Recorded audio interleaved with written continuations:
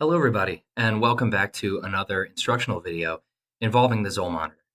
Today we'll be looking at the Zoll monitor's connection to Wi-Fi access points, how to troubleshoot that, and select a new wireless network.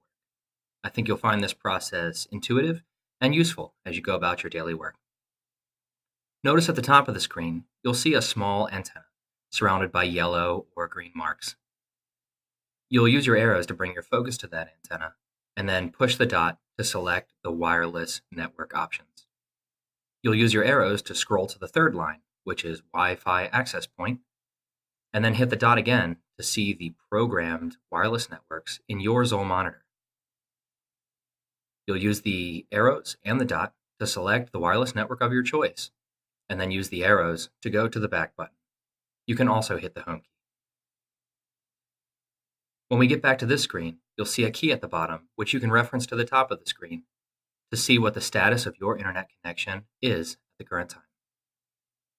You can then use the arrows to move to the bottom, to press the back key, or once again, hit the home key to go back to the monitoring screen.